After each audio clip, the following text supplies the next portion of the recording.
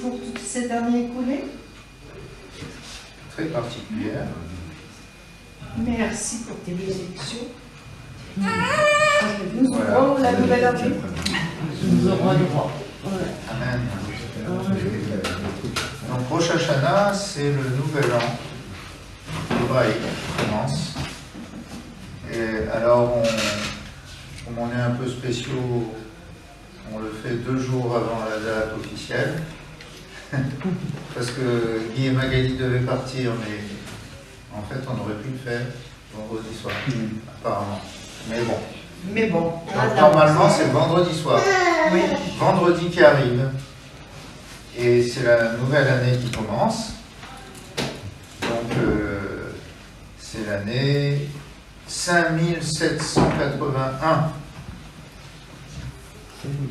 du calendrier hébraïque qui va commencer donc normalement ce vendredi. Ça commence toujours un Shabbat, le vendredi soir.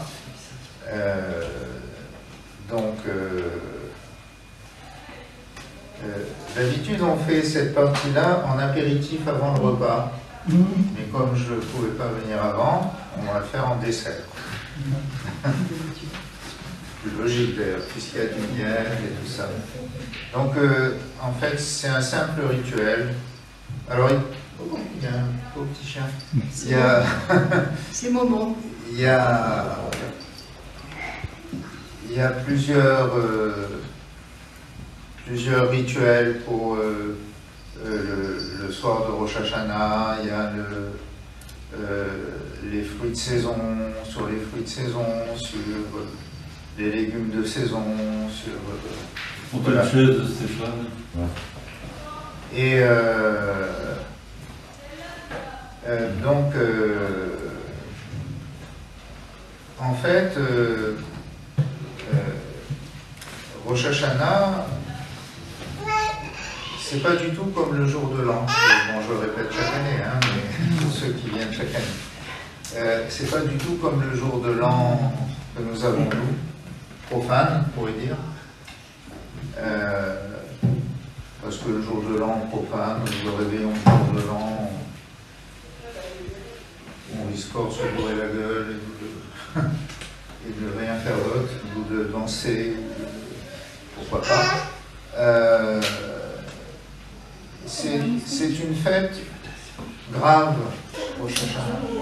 Le fait d'entrer dans une nouvelle année, c'est quelque chose de profond, c'est pas simplement, c'est une réjouissance, mais pas seulement une réjouissance, c'est quelque chose de profond.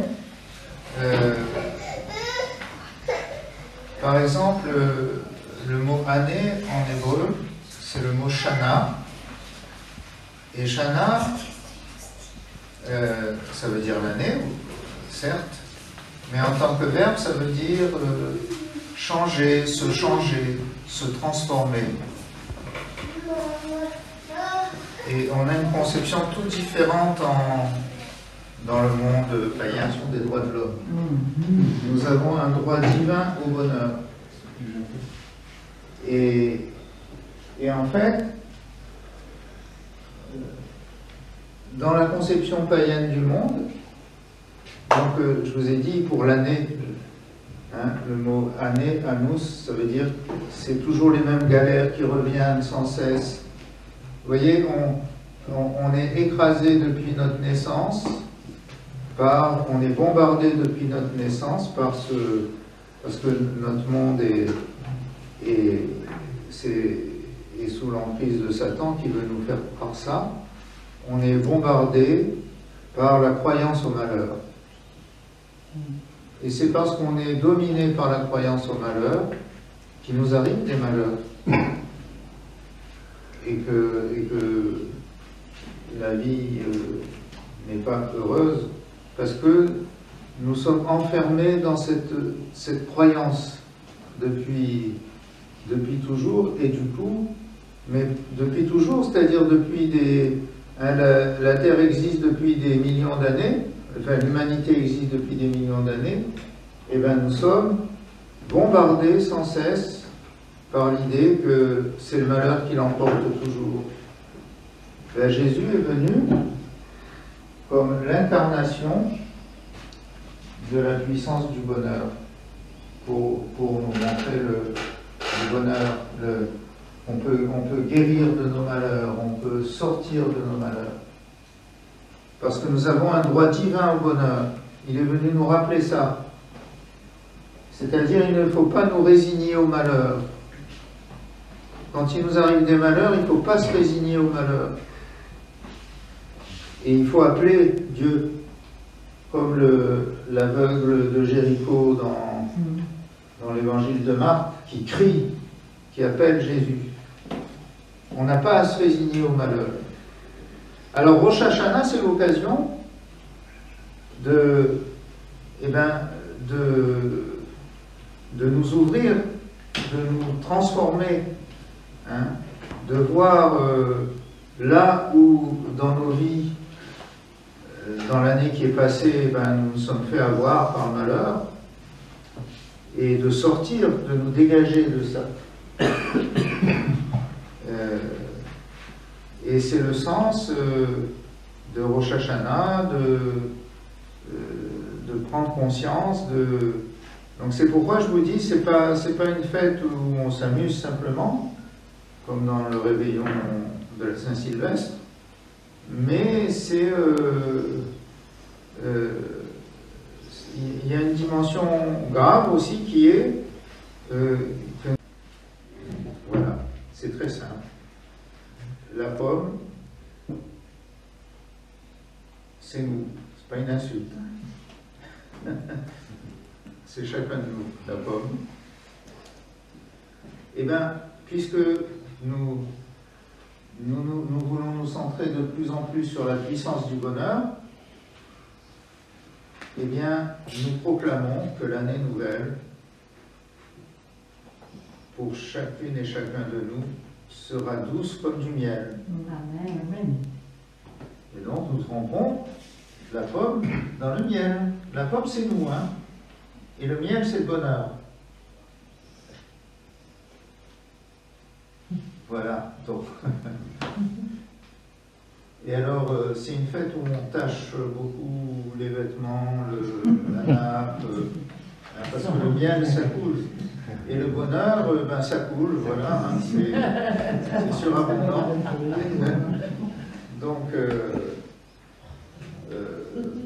Donc excusez-moi, hein, vous voyez, je vais cacher la belle, un blanc. Donc nous proclamons que cette année sera douce comme du miel. Amen.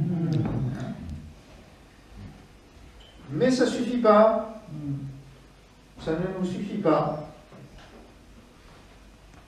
Nous proclamons aussi qu'elle sera emplie du Saint-Esprit de Dieu et que nous deviendrons tous des prophètes et des prophétesses.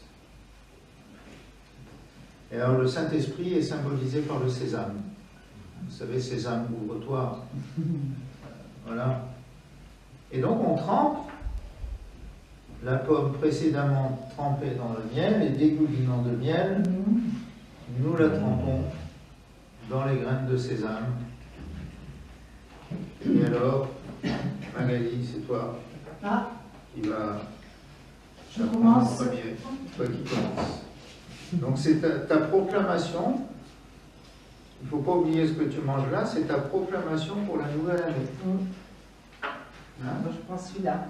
Ben oui, je te l'ai fait pour toi.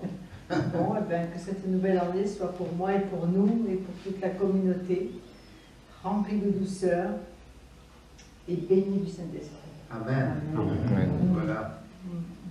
Et que la puissance du bonheur rayonne à partir de la communauté de la Selle. Amen. Amen. Voilà. Et bien maintenant, On est tous invités. vous êtes tous invités. Il y a une surabondance. Donc on trempe la pomme dans le miel.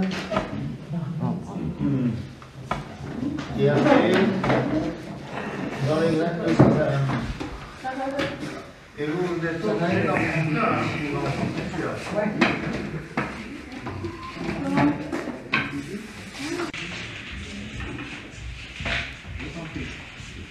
Venez vous servir. Venez vous servir. Il faut tremper la pomme dans le miel et dans le sésame. Je mets 30 ton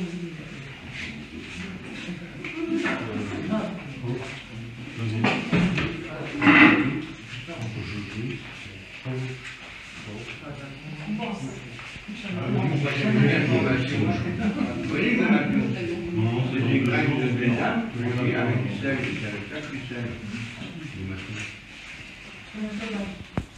Et on dit Shana Tova. Ah, on dit Shana Tova, ça veut dire bonne année. Bonne année. Shana Tova.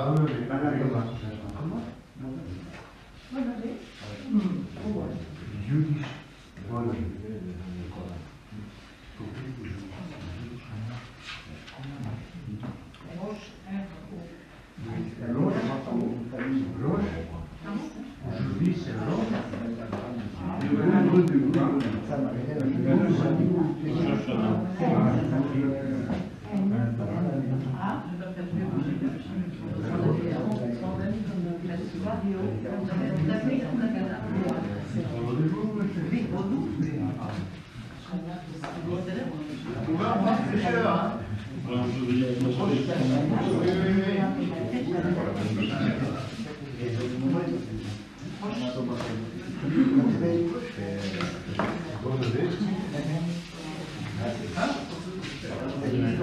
On revient par ici.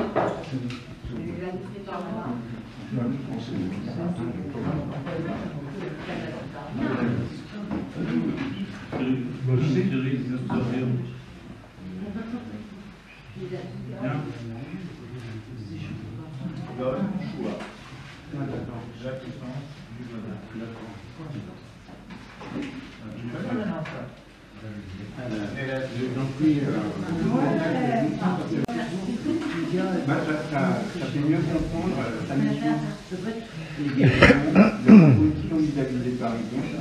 C'est lui qui dit à l'église intermédiaire aujourd'hui ça va. On comprend mieux que vraiment son nom.